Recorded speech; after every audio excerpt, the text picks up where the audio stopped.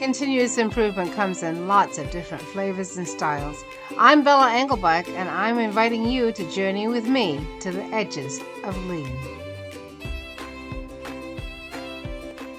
Episode 135, Time Optimization with David Buck.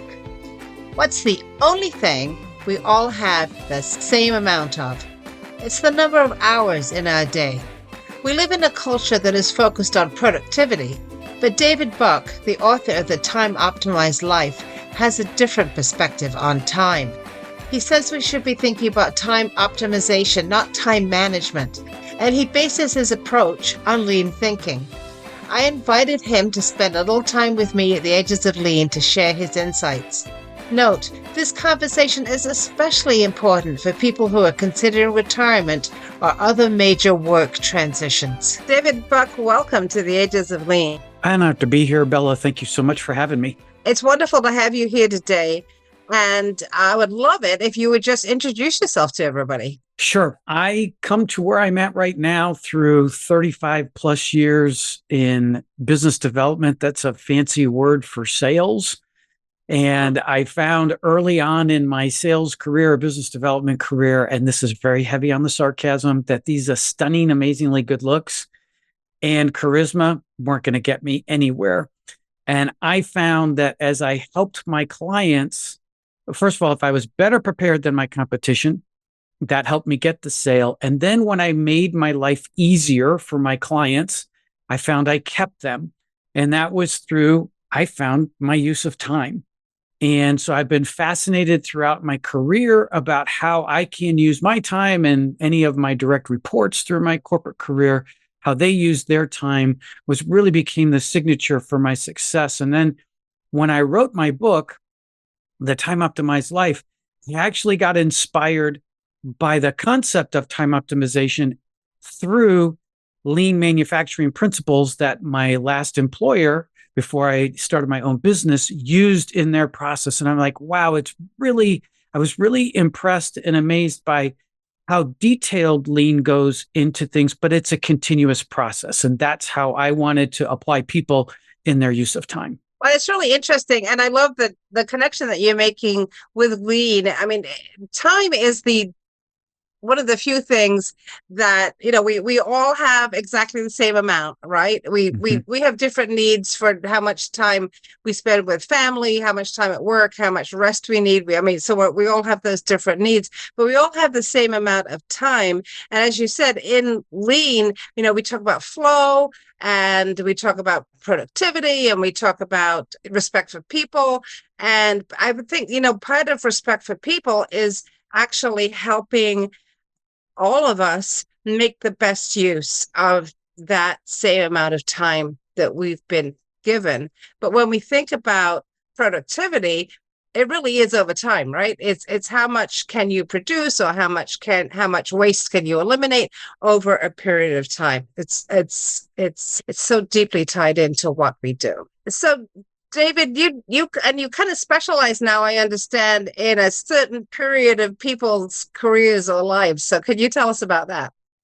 Sure. Two main elements. I still work with people in what I call in career. So those individuals, businesses, and teams try to improve their productivity from an individual standpoint. So it's not tied to a process, but it's how do I help the individual? But in my own personal journey, I was blessed with parents who pushed me at my first job to save for the future. And I'm like, Mom and Dad, I just want gas money to go out with my friends. But they really emphasized with it to me. It stuck. And so a few years ago, when my wife and I were with our financial advisors, I didn't know. My wife just asked the question. She said, "Hey, what if Dave retired today?" And they said, "Well, we would prefer you wait a little longer, but if you had to, yes, you would have to live a frugal lifestyle for a while." Well, that was a total game changer for me because I hadn't thought about what happens to my life if I choose to remove work from it. And that led me on a personal journey to start to understand what would time be like in retirement without work. It is such a shock. I have to say. So if I can just share a personal story. So I worked, and the people listening to the show know this. I worked for a very large international corporation for many, many years. And one day, as it happens to a lot of people, the company and I kind of decided that we weren't going to be working together anymore. And it was a little bit of a shock to me, but it was also, a wonderful opportunity. And went through the whole, sort of retirement, leaving the company process, turning in my laptop and everything. And the first day that I didn't have work, David, I did not know what to do with myself. Mm-hmm. I didn't know where to go. I've been working from home for years, so I have an office. So should I go to my office? Well, what am I going to do in my office? And my husband, who had been retired for a couple of years before me, said to me, "You are driving me crazy. You're absolutely driving me crazy." And it's because, David, I hadn't thought about what I was going to do with that time, right? It just seemed like this wonderful luxury. But then when you have that luxury, what are you going to do with it? And how do you get back to that fulfilling feeling that work gives you? Well, and consider this, and yours is a great example of how many people are like, they wake up going, wow, this is a lot different. I hadn't thought of it. And so I try to tell people, regardless of where your stage is in life, because if someone's listening and they lose their job in essence for a period of time, they're going to have to flow through until they seek gainful employment again. But if you're working 48 hours a week and you're fortunate enough to sleep 7 hours a night, that's 40% of your awake time that is with built-in structure. Mm-hmm. And so what happens if you take that away? How are you going to fill that 40%? And I work with clients who I see do amazing jobs filling that 40%. And then I see others who it becomes a cycle of their world becomes smaller and smaller and smaller. So I want to help train people beforehand to make good time habits before you head into retirement so your world doesn't get smaller. Wow. And just to kind of feed on what you just said, I just read something the other day about how you were talking about how people's worlds could become smaller and smaller and smaller. How that becoming smaller, having fewer connections is really bad for people's mental and physical health, and it can lead to all kinds of problems and contribute to disability in older age. So those human connections and having things to do, meaningful things to do, is incredibly important for our health, and not just for avoiding boredom. Well, and I don't know your own personal situation, but the data indicates, I know I've experienced it when I left corporate world to start my own company. My social network decreased by over 50%. Because so much of what we do in work today and those interactions with people are tied to our work. So when you step away from it, if you choose to say, I'm going to totally stop working, you need to understand that your interactions with people are going to drop significantly. And I have neighbors around me who are retired. I have some who I'm like, wow, they live very active lives. But there are others of my neighbors where I literally watch the garbage can every Wednesday to see that it's out as proof of life, because you don't see them hardly at all. Yeah. And that's not, well, that's the, I guess in some cases, perhaps the choice. In some cases, it's because, as you said, they have not planned for something different. So, David, when you say time optimization, what does that word optimization mean to you? Well, because we use time management so frequently, I'm bothered by that phrase. I guess I'll just be transparent. And the reason why I'm bothered by it is manage usually means you're reactive. Doesn't mean that you're not going to use that time well, but typically it means people react to what they do. So I'm going to manage to a particular outcome. And when I work with people, when they use time management, they have a last in, first out mentality. Something comes at them and they're like, oh, I've got to fix this, got to put out this fire. They might do it really well, but then you've got all these other things that you had planned to do that were important. They're still there. And so now you have to figure out, how do I reallocate my time? And so I wanted to flip the script with optimization and really tie it to being proactive. going out and trying to anticipate to some level. I do 2 weeks for me personally. I plan out 2 weeks in detail, knowing it's going to change. But the very act of preparing for what you think your future looks like allows you then, when things come your way, to be in a better position to figure out what to do with it. Do I need to do it immediately, or can I tie it later on to what I want to do? So that makes me think, right away of a Kanban board in a manufacturing facility or in an office, where you have estimated what you're going to be spending time on. And then, as you said, things come up and, machine breaks, somebody's out sick, some kind of crisis arises that you have to manage. And then what you have to move and what is really important to stay. But when you mentioned, like, the last in, first out, then the other thing is really first in, first out, right? That's the way that we want to run things, Right. so that we don't end up with these piles of things that didn't get done. And I think they kind of weigh down on us, that sense of, I never did get to writing that thank you note, or, calling that person that I intended to call because these other things arose. Yeah. So when you're working with people, the other thing that optimization means to me is that you're getting value out of the time, right? Right. So Yes, very what much so. is optimized for me may not be optimized for you, or may not be optimized for somebody else, but it is. So is there also a step of really starting to investigate what really is of value to me? What are the things that I personally value?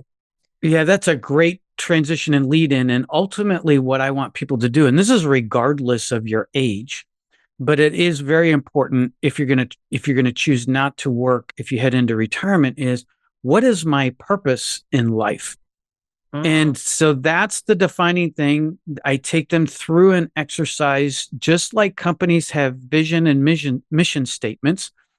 You can have your own vision, mission, purpose, whatever you want to call it. But what is your guiding principles, your North Star, so to speak, of something that you're going to derive value in your life based upon how you use your time?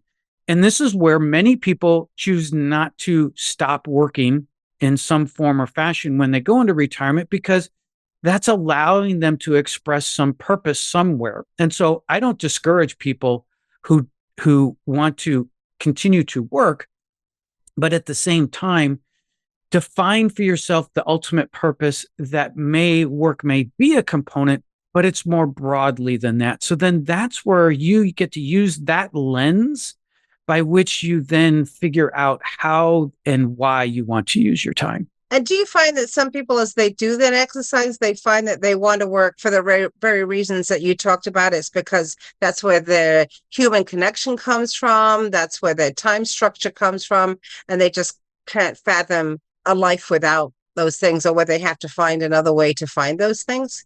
As Yeah. opposed to, I love my job in sales or engineering or whatever it is, because I'm fascinated with the topic. Yeah. And that's where I try to tell people, great. So if you're kind of like, man, I really, really like this, but then I ask them to stop and say, particularly if they have a spouse or partner, what does that mean to your spouse or partner? Because a lot of times I work with couples together in planning career, and they could be married for decades and they've not discussed how this is going to play out in their personal lives.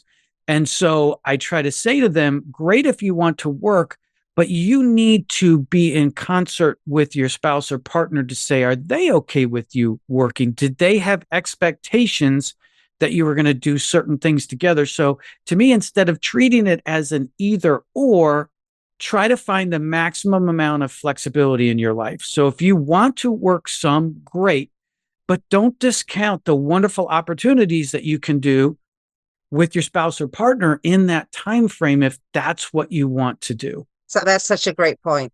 I mean, that really is, because I think that's the other thing that happens in the work life is done for the most part without your spouse or partner, right? Unless you're in business with them.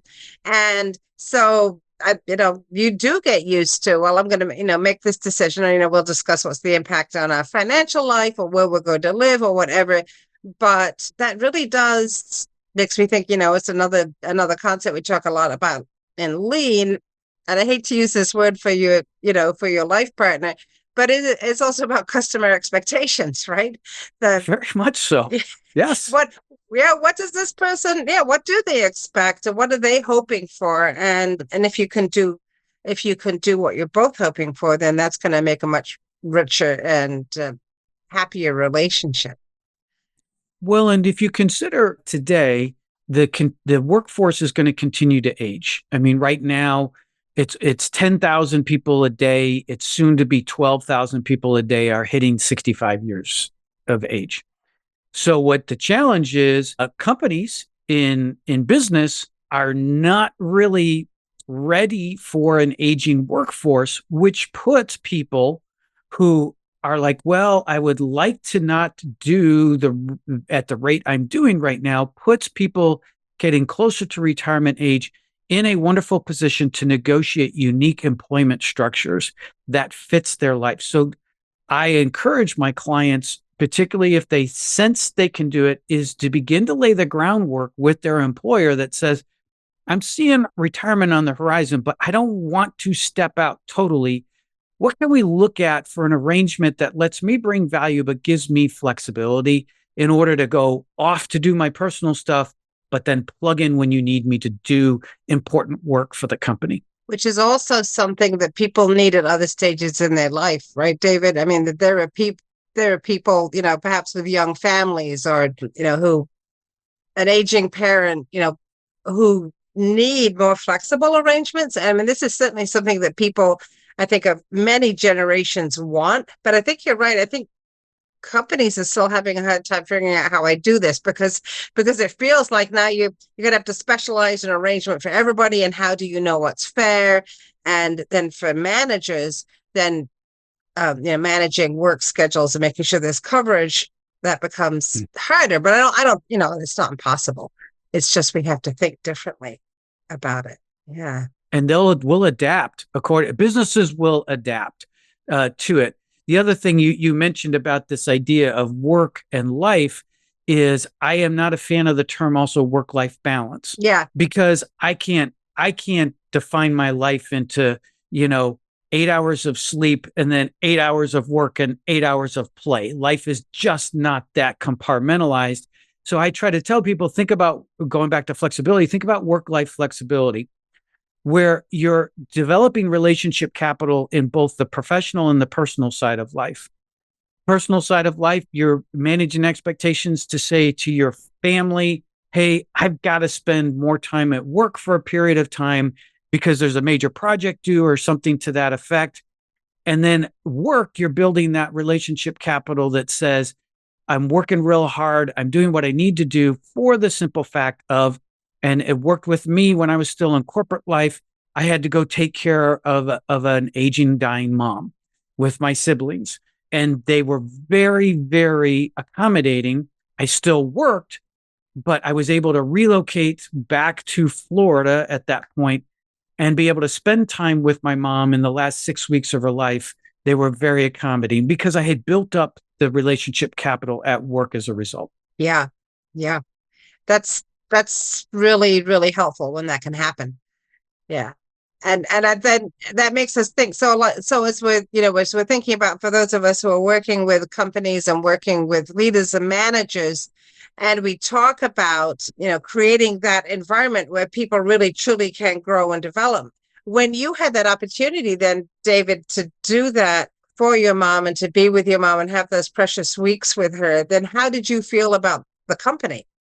What did that do to your engagement? It showed me, as a matter of fact, I left that was my last job before I started my business. And I was really appreciative. I'm their fan. I still send customers or clients to them if I think it's appropriate. For me, it was a matter of these people empathize and understand.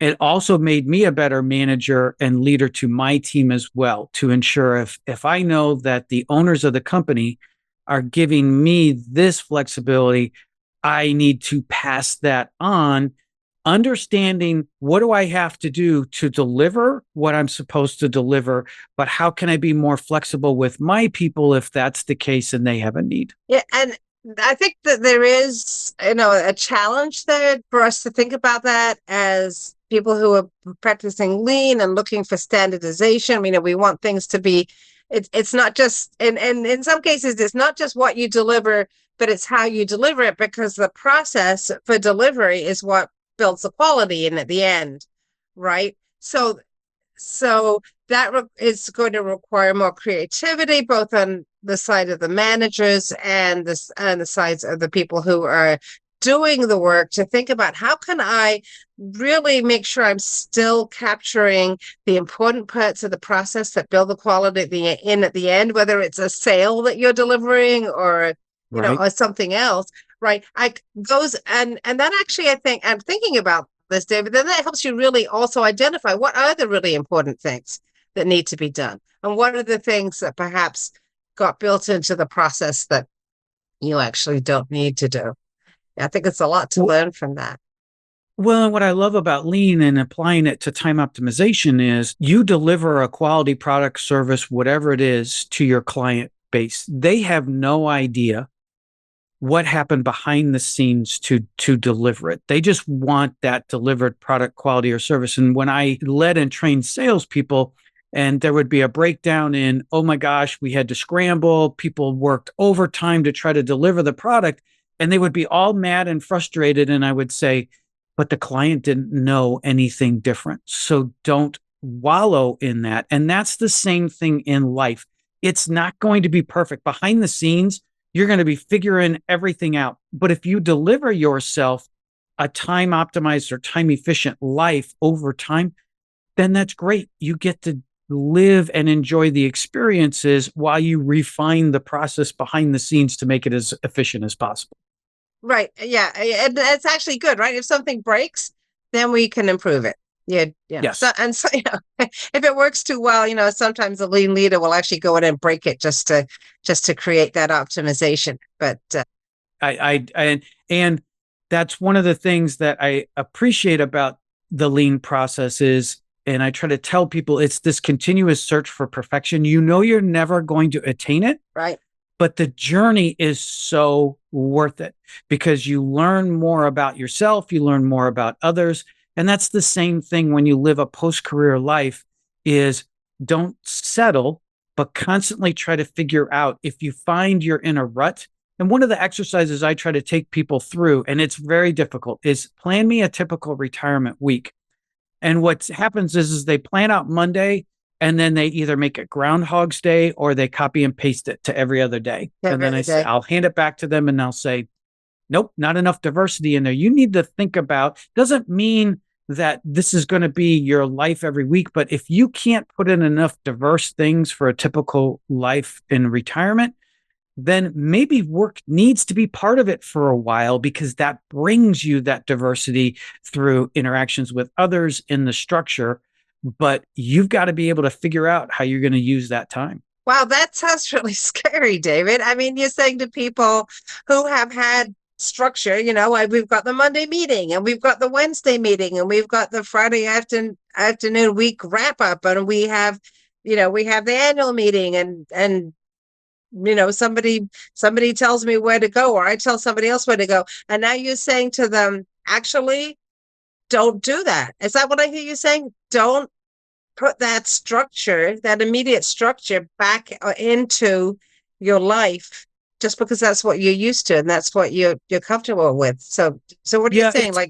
I think what I'm trying to say is if you're going to transition into cold turkey, retirement cold turkey, you're not going to be able to structure your life the way it was in corporate life because there aren't those expectations there. But you've got to find some type of new structure. And actually, it's not my idea, but I have co-opted it. Someone has talked about taking a gap year, like college students take or high school students take a gap year in the earlier part of their lives. You take a gap year and say, okay, I'm going to go into retirement and I'm just going to try to figure out what life is like. But that's your purpose for that time frame. So it's not just I'm going to go cold turkey, wake up one day and say, okay, what is life going to bring me? I don't want you to be reactive, but you take time to say, well, what does that look like? And in some cases, you might want to tell a prospective, your current employer, I'm going to go try this gap year. If I come back a year later, I know I can't do what I'm doing now, but maybe I can do something different. And there was a recent study, it may have been Pew, that like 60% of people headed into retirement are willing to do some form of their work knowing that they're going to take less money. And I think that's where employers are a little afraid, because they're kind of like, well, I'm not going to pay him or her what I'm paying them for half time or three quarters time. Well, guess what? The person on the other end's willing and understands, if they can be plugged in some way, that their compensation structure is going to have to change. Yeah. Yeah. And particularly as you said, if they prepared for it financially, it's not it wouldn't be an issue. Wow. Yeah. I love that idea. So because I think that is also then something I remember when I was first thinking about, what was going to be next. And someone said to me, Bella, whatever you do, don't sign up to do the first annual anything. So, right, don't immediately get yourself into, now this is what I have to do. And I think, you're kind of saying the same thing, is there's a world out there that that you have probably not been as aware of inside that corporate structure. Once you step outside, there are a whole bunch of people who don't care what the quarter close was for your company, right? They have never heard of it, right? They have no idea. They have totally, completely different other concerns and lives. And you get outside and it's like, it can be like drinking from a fire hose. And I can certainly see people saying, well, I'm going to kind of retreat from that and get away from that. And I love that idea of saying, all right, let me go and take that gap year. Let me have that purpose of discovering what is next. And as you said, then maybe that includes some of the work that you did previously. Right. And I recently, earlier this year, one of our neighbors, I think it was actually 4th of July, set up on their driveway, some tents and stuff. And we had a neighborhood gathering, and my wife and I ended up we were the only working people there. And it was interesting to me because no one asks you what you do for a living. They want to know what you're doing. And so that's where I try to challenge people pre-retirement. Get out of the mindset when you're introduced to somebody. Don't ask them what they do for a living.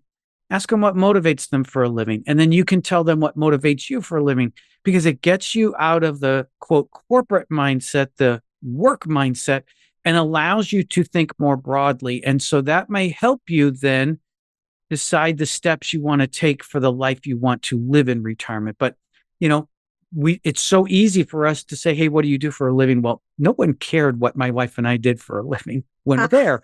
Not mean. They have wonderful neighbors. They weren't being mean. It's just kind of like, that's not part of their life anymore. Right, right. So what kind of things were they interested in? Where you had traveled, what your family was like? What are the kinds of things that they were looking to hear? So travel is one. Family, obviously, kids, grandkids, discussing what's going on in their lives, things that they're doing. Some are doing part-time or contract work, but it was more like, yeah, I'm working with such and such. And then a lot revolved around, which was an eye-opening for us, particularly the older groups as we listen in on the conversation, was health. A lot around health discussions. And so it affirmed to me when I work with clients, I'm like, do not wait to do the things that you want to do that are important to you. Get them done now, because you're actually going to have phases you're going to have to live through in retirement. And the latter part of your life, in each one of those phases, the amount of time you're going to spend on personal care naturally increases. So you need to be prepared for that. And I think that is also really important, because in the United States, at least, we have this focus on youth and health and ability, and we're all going to be able to do this. We're going to, run the marathon or do the round the world trip. But realistically, that's not the case for everyone for their whole life. And I do appreciate what you're saying there, that it's I think part of our planning has to be, we're not going to be here forever. And before we leave, our bodies will start to fail us, or they may start to fail us. And let's prepare for that. And so I hear, kind of part of that time optimization is, well, let's optimize the time when we are healthy and we are able to do these things and create some memories for ourselves. Which is why I challenge those who say, I want to work until I die. And I get a lot of that. I'm going to work until the day I die. And I'm like, great. Statistically speaking, you're not going to, because at some point, cognitively or physically, you're not going to be able to operate at the level that you are. Warren Buffett might be an exception to that rule, but for most people, statistically, at some point, the body or the mind catches up and they have to adjust. And so that's where I try to challenge and say, great if you're deriving value out of work, but what happens today if you can't do that work? So put yourself in the shoes. It's taken away from you. How are you going to then handle that? And it doesn't mean you have to craft a whole lifestyle strategy, but you need to think differently about, how am I going to derive work? And part of that could be in the case of both my mom and then my wife's grandfather. The last couple of years of their life, they wrote their life stories down.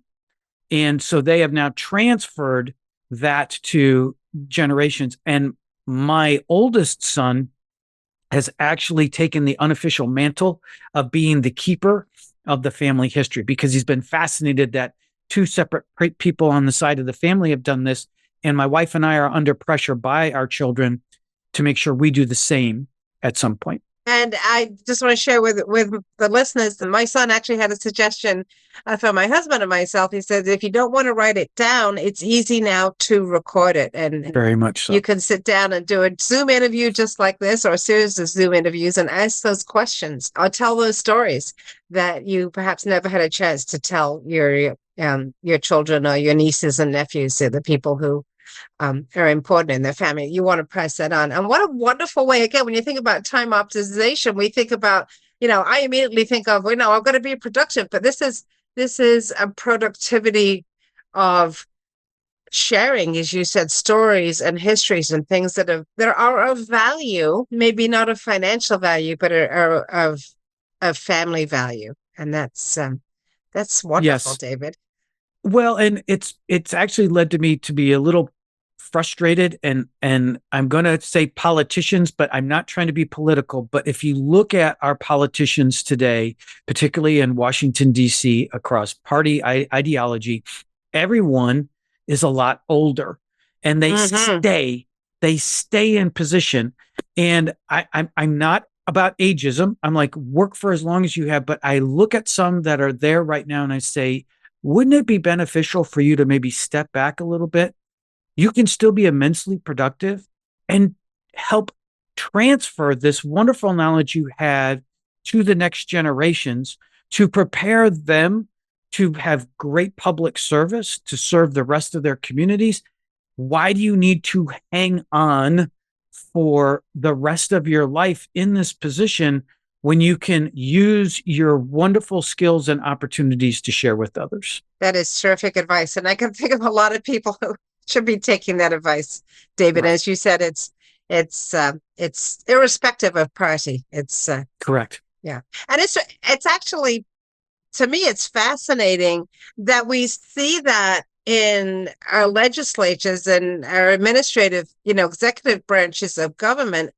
But on the other hand, in corporate life, there is, you talk about people, working up to 65 or beyond 65, but in corporate life, there is also this, and this, part of my story, kind of this pushing out of the older people, Mm-hmm. So you get to a certain point and, for some reason, the job's not there anymore. I don't want to go into that. So it's really, I think that there's a real diversity across at least American culture around when you are old or you are too old to be doing a certain kind of work. I mean, if you're flying a jet plane, I think that's different from being an office manager or, being a consultant or, some of the other things that that people do. But yeah, that's probably a whole I other podcast. Yeah. Yeah, and I would agree with that, though companies are going to have to adapt and change to that. And, a lot of times it's under the guise of cost cutting that these things happen. And I think that's when employers, if they were transparent and aware, that says to maybe some of their older workers who they're paying, a premium for, to say, hey, listen, here's our situation, can we renegotiate what we are paying you for, instead of saying, okay, well, I'll just move them out, bring in somebody younger who I can pay less. If you just, I think if both sides were a little bit more transparent, I think this will get figured out in some sense. Because again, companies are going to need older workers just from a sheer numbers standpoint. Right. Yeah. But yeah, because yeah, employment is very tight right now. And there's definitely a need for people with skills and people with experience, and that, the experience that the older worker brings can be technical experience. And, people kind of disparage the technical experience of some older workers, but the knowledge of how do we all get along in the workplace, right? How do we lead? Those are things that are developed over time. And you could definitely benefit from having a variety of people in your organization with all kinds of skills who can learn from each other. So, yeah, Yeah, go ahead. I was just going to say, so it's interesting because, I don't want to be generational here and disparage previous generations or ones that are coming up. But my kids actually inspired me. My kids are living totally different lives in their 20s than I lived in my 20s, because in my 20s, I'm 60 years old. It was about, boom, I go to work, start a family, I save, and then I retire. Well, my children have done more in their 20s than I ever did. I have one who's hiked the Appalachian Trail. I've had another who spent 2 summers in Alaska, exploring Alaska. And they inspired me to say, well, why am I waiting for this figurative time in my life to then explore and do all this stuff? And so going back to employers have to understand that younger workers are thinking totally different, and they have a different set of priorities. And actually, I respect and like a lot of what their priorities are. And so you've got this inner mix of older workers who are thinking about more flexibility potentially in their life, but then you have the younger generations who already are living it. So employers are going to have to figure out this dynamic. And that's where I think they need to embrace older workers who want to still stay engaged, but want flexibility in their life. David, tell us again about your book. You just mentioned it once. I want to just hear a little bit more about it. Well, thank you. So the Time Optimized Life actually came about. So as I started my business, I have a baseline assessment that I use with people called the time management analysis. It helps build the foundation. And after doing hundreds of those, I really saw some patterns that were occurring in people's lives. And I'm like, I think I can put together something here. So the Time Optimized Life is a result of that. As I mentioned, I want to make people embrace time productivity. But what I also say in this book, it's not you follow these 10 steps and your life is magically going to change, because we're all unique. And so the book seeks to help people identify their strengths, strengthen those even more, find their opportunities, and hone those to get better from an incremental approach that is small changes in behavior over time can lead to a lot of time improvement and greater quality time. So lean. Make those Yes. small changes, experiment with them, learn them, see if you can build a habit. Yeah. Yes. And that was influenced again by my work in with an employer who adopted lean manufacturing. And what I loved about what they did is they said, Dave, you don't need to be the subject matter expert on this. Thank you, because it's pretty in depth. But I was able to use it as a competitive advantage when I went out and sold the products that they represented, because it's kind of, let me tell you a little bit about how we get to the marketplace on that. It was a wonderful story to tell in that. And I'm like, well, why can't I use those same principles in my life? Oh, very smart. Good for you. That's great. That's great. So David Buck, if people want to talk to you more, get some advice from you, what's the best way to find you? Well, first of all, Bella, thank you so much again for this. I've had a lot of fun. Simply, if you'd like to go to my website at infinitylifestyledesign.com, again, infinitylifestyledesign.com, you can go one of three ways. One, you can go download chapter 1 of my book and just kind of say, let me see what this optimization thing is about. And if you like it, it's available online at all major online retailers. But then also give you an opportunity if you want to take 2 assessments. So if you scroll further down, the first one's the time management analysis, which I just mentioned. You can take that, get a summary assessment. But then if you're getting close to retirement, and you want to test yourself on your time skills in retirement, I have the retirement time analysis. Again, you're free to take that and you'll get a free summary report. Wow, that's great. That's a lot of free stuff. Thanks. My pleasure. So the question that I ask everyone, and I think it's such a pertinent question, since we've been talking about kind of the transitions that sort of late and career. What is your one piece of advice for a young person starting out? I would say embrace the word patience. I found early on in life that I'm still in some cases too impatient. But if it's important, if it's complex, if it is meaningful, it's always going to take longer than you anticipate. So be patient, because in that patience, you'll learn, you'll grow, and I think you'll even appreciate when you get to the outcome that you had, because you knew I had to get through it and be strong. So just be patient. What wonderful advice. David Buck, thank you so much for traveling with me to the edges of lean. It's been my pleasure, Bella. Thank you. This is Bella Engelbach, and I would like to thank David Buck for joining me at the edges of lean. What did you learn from this conversation? What ideas did it spark? We would love to hear from you. Find David on LinkedIn and at infinitylifestyledesign.com/TMA, where you can take David's time management analysis. His book is The Time Optimized Life. Please find me or at leanforhumans.com. Hey, subscribe to The Edges of Lean. There's a lot to learn. Check out all the great lean content at leancommunicators.com, where you will receive informative new content weekly. The Edges of Lean is written and produced by Bella Engelbach with support from Podcast Inc. This is a Lean for Humans production.